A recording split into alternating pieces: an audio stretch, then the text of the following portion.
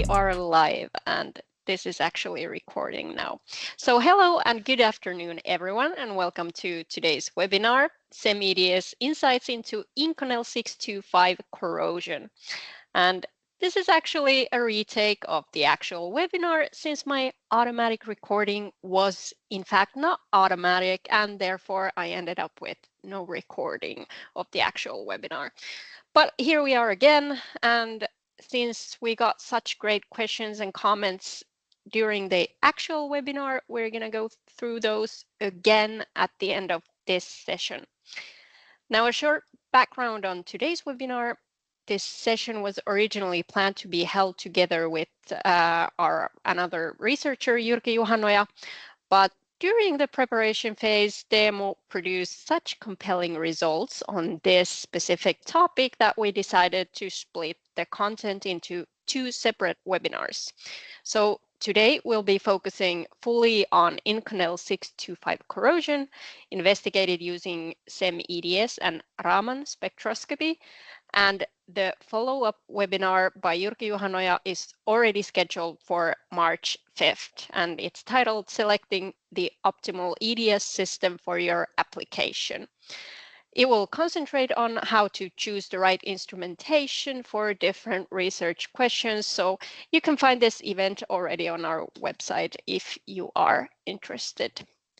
But now, without further ado, it's my pleasure to hand over to Teemu once again and enjoy the webinar. Okay, Thank hello you. again. Okay, I will share this.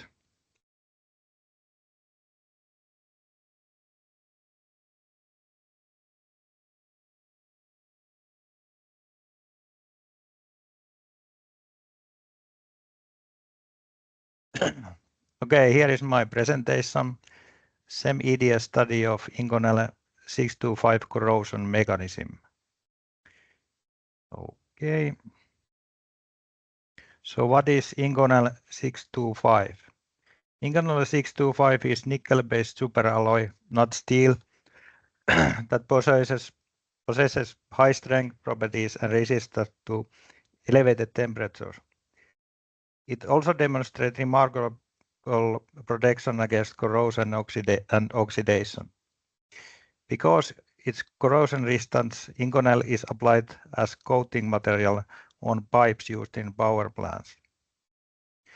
Analysts used Inconel 625 supplied by Goodfellow. Foil thickness was 0.2 millimeters. This table shows the composition of the alloy measured with SEM-EDS. As you can see, it mainly composes of nickel and then chromium and also a high level of molybdenum. And other elements like iron and niobium and aluminum are less than 10% of the alloy. So what are the aims of the study?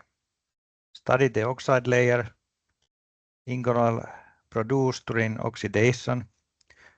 I use 850 degrees and 1 day.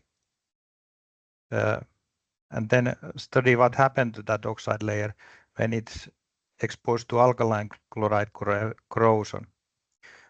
I use potassium chloride and 650 degrees, but only for 6 hours, so quite limited exposure. Alkaline chloride corrosion is major reason for pipe failures in power plants. After the exposure, salt was brushed off. I studied the surfaces and the cross section after that. Broad ion beam was used to obtain cross sections. Raman spectra was also measured on sample and references like nickel and chromium oxide, in order to explain some results observed in SEM-EDS, with SEM-EDS. So I basically use three type of configuration in SEM-EDS. The configuration one was I had backscattering detector here and a sample over here, and the working distance was something like let's see, 12 micrometers. And a normal EDS detector was used to obtain EDS spectra. And the second configuration that I take out the normal EDS detector and a backscattering detector, and I use a flat card detector to obtain EDS spectra. And it doesn't show here, but the normal secondary electron detector to obtain images. And the third configuration was just to obtain SEM images using InLens and ESP detector. These InLens and ESP detectors are mounted inside the column itself. They are both basically secondary electron detectors, but in ESP detector there's a grid, a metal grid before the detector that filters out the low energy electrons. What you get is basically same kind of information as with backscattering detector.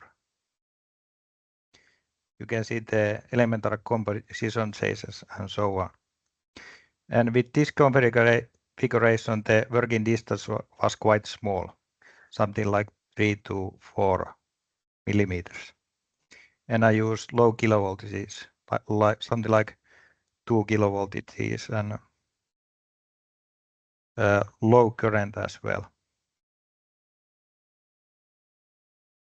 So a little bit about the acceleration voltage and its effect on the EDS spectra.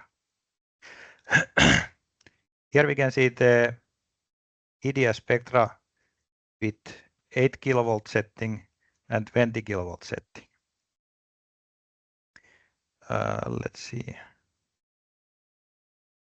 The blue one is taken with 8 kilovolt setting, and as you can see with 8 kilovolt setting, the nickel K alpha line is not visible. It doesn't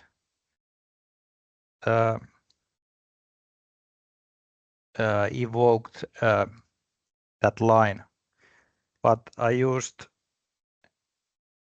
nickel L line instead.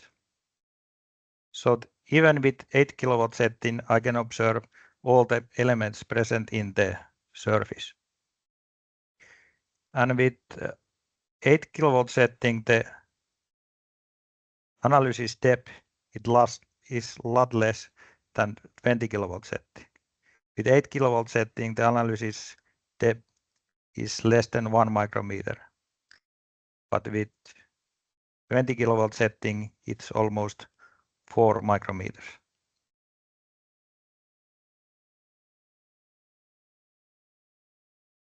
So what happens when you oxidize Inconel 625?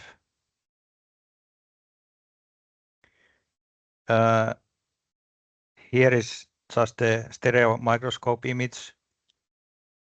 You can see this grayish color form on the surface. And here is secondary image, secondary electron image. You can see these kind of bumps on the surfaces, and these small crystals form on the surface. And if you go even closer, you can see, by the way, this image is taken with InLens detector, and this is taken with backscattering detector. You can see this kind of compositional changes on the crystals. You can see it with both detectors as in InLens and backscattering detector. These darker areas are made of lighter elements, and these are made of heavier elements. So the surface is quite heterogenic. And when you take EDS maps on the surface, one thing you notice quite fast is you have these nickel-rich particles on the surface, this blue color, red color, I mean.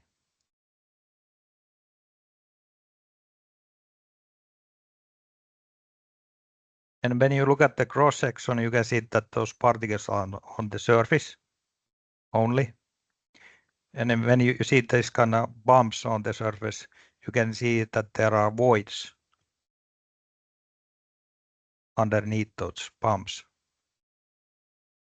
And you can also see that those nickel-rich particles are starting to form inside of these voids as well.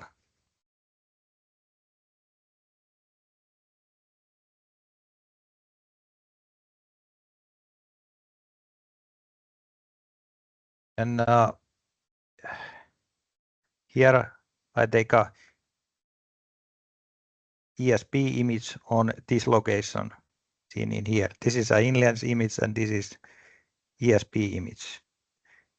And as you can see, these are the nickel-rich particles. You can see those in those with the brighter color. And I think this is the chromium oxide underneath it. But I can also see there might be some kind of third phase as well. Some kind of intermediate between those nickel-rich particles and chromium oxide.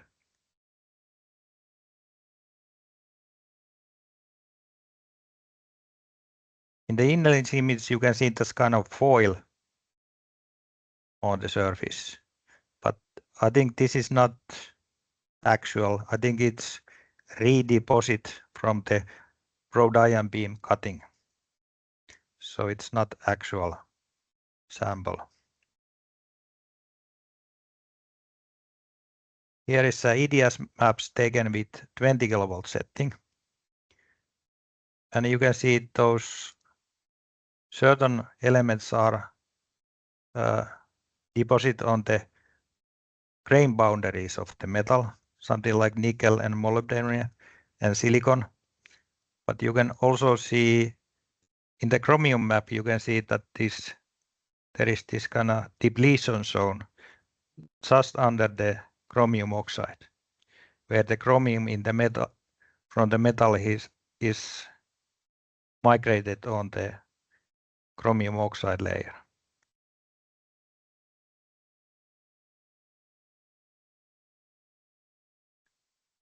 And then we go to the potassium chloride test. Here's a stereo microscope image. You can see that some salt particles are still attached on the surfaces, but nothing major has happened yet. The oxide color is a bit different than the gray color that we see with the just oxidation. And here is a backscattering image taken for somewhere in this location. There's an oxide layer here. There are some salt particles, and then we have a potassium chromate here. I also run the EDS analysis on those locations.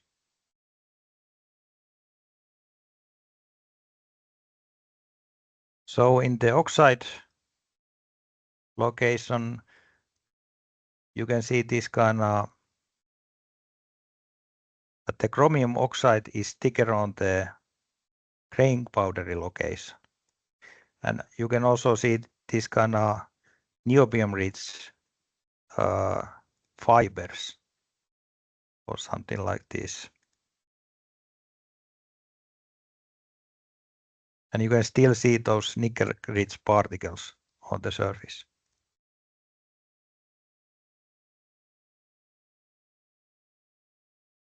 But on the potassium chromate location, you can see that the oxide is still intact, but these potassium chromate particles are only on a certain location. There are these yellow particles on the surfaces.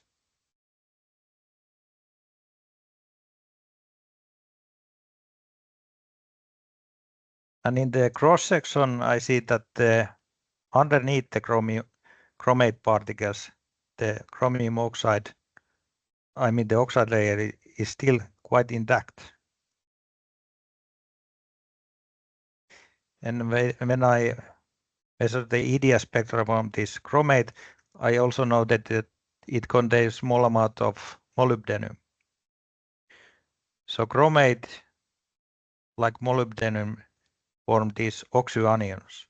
So I think small amount of potassium molybdate could be in of these chromate particles as well.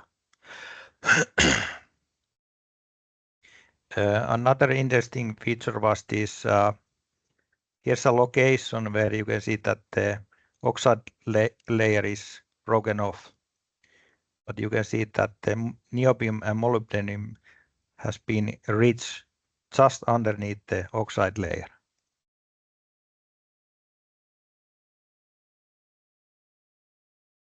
I also take a piece of tape and pull off some of those oxide layers and study what happens underneath the oxide layer. And what I found was that the oxide layer contains this kind of small potassium-rich locations. I think from these holes, potassium reaches the metal through the oxide layer.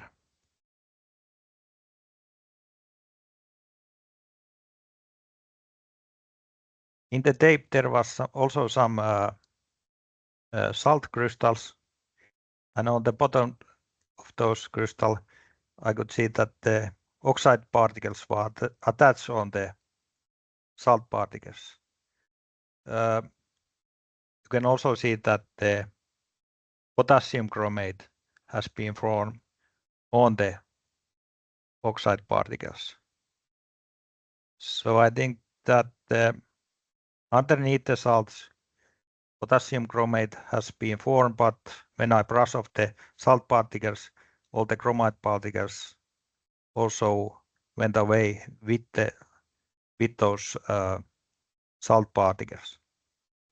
In the same EDS image, you can see that the sample charge quite a bit because potassium chloride is insulating material.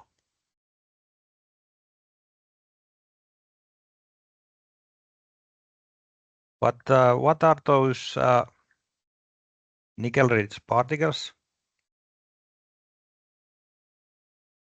I did some further research with Raman. Here's a microscope image where you can see the oxide location, and here is the potassium chromate location, and the third one is a bit further away. And in the oxide location, I can see two peaks, and potassium chromate location, I can see the peaks of the potassium chromate. And third location contains the peaks of oxide and chromate. And this could be chromium oxide, but I don't know what this is. So I did some testing. I had chromium oxide, but I didn't have any nickel oxide, so I oxidize nickel wire and measure the surface with Raman spectrum. So nickel oxide doesn't match with this peak, so that doesn't explain those crystals. And this peak could be chromium oxide. And I have quartz spectra over here.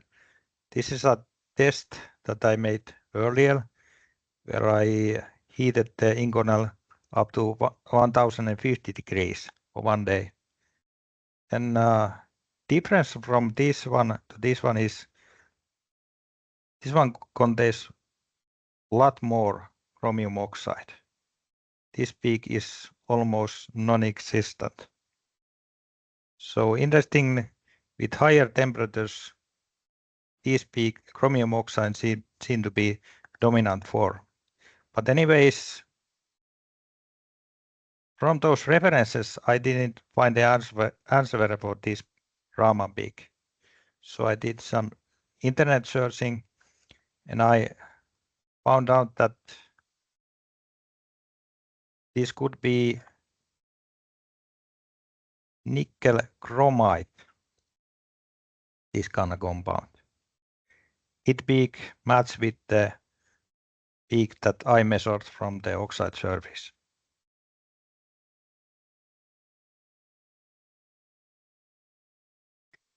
I was also interested to see does the nickel form protective oxide in high temperatures. So I heat it up in the oven, 850 degrees, only 16 hours, and the result is quite clear. It doesn't form protected oxide. The oxide layer is too thick and it's scale off from the surface. Unlike chromium oxide, which form a thin protective oxide layer. So summary and comments.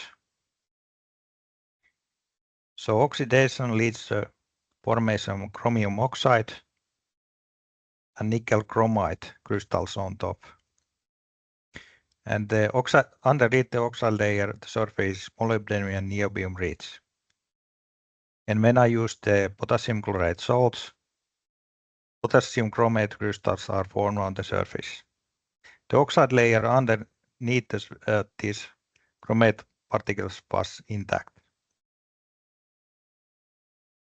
Without this chromium chromate formation, condition on this experiment didn't cause significant corrosion of Inconel 625 surface, since oxide was still intact.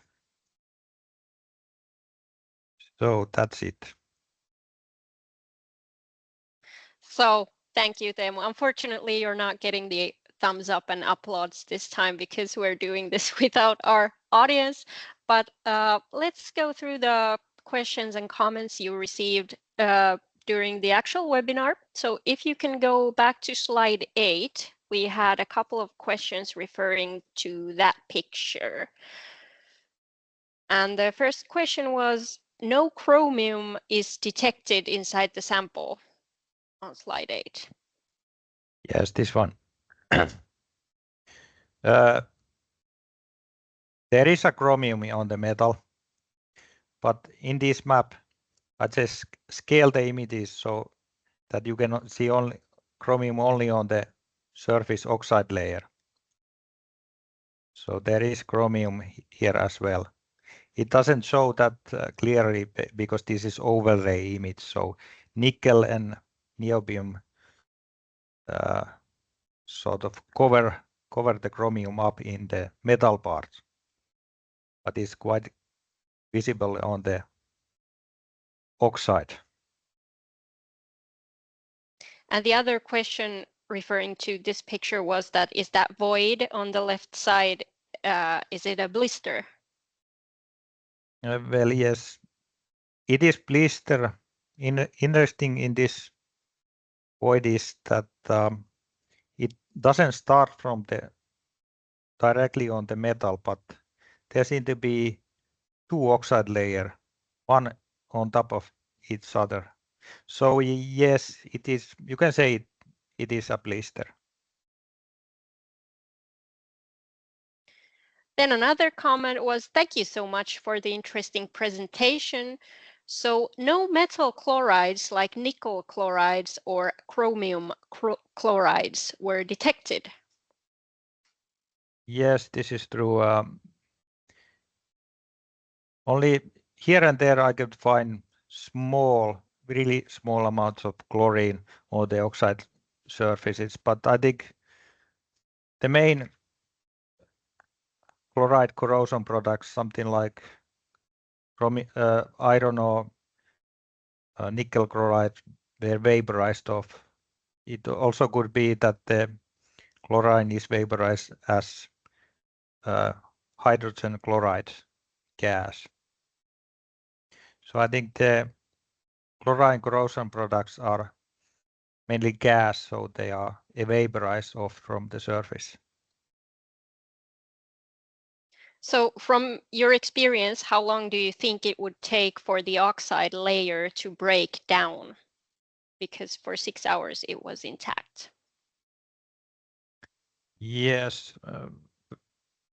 well, I think the breaking down depends on the temperature and what kind of material you put on it. But I know from the experiment that Inconel also corrode if it's exposed on really hard environments, something like waste boilers and so on. It says, I don't know their rate, but it's much more resistant than normal stainless steels. So that is why Inconel is being used on the boiler pipes. So thank you for the interesting results and analysis, Teemu. About the unidentified niobium-rich particles, could these potentially be an intermetallic called EDA phase Ni3NbDO24 structure based on the morphology and exposure temperature?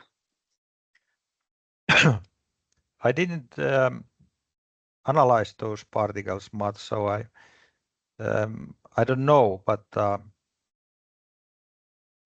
those particles can be analyzed as well if you really focus on it. So I would need to do some kind of point analysis on that particle with SEM-EDS and Raman. Then I could answer that question more clearly. And then there was a final question about if someone wanted to collaborate with you, how to get in contact with Teemu. So the answer is you can contact us by email, either Teemu directly, teemu.paunikallio@topanalytica.com or info@topanalytica.com. And that's all the questions and comments. And thank you for joining the retake. And we, of course, hope this was insightful and useful in your own work and research. And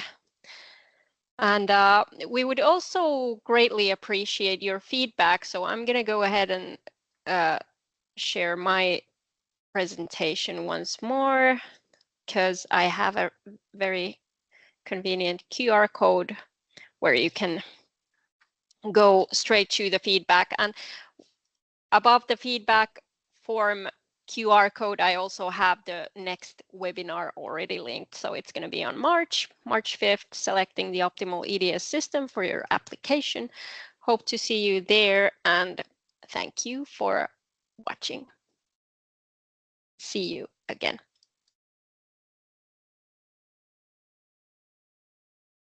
Okay, bye.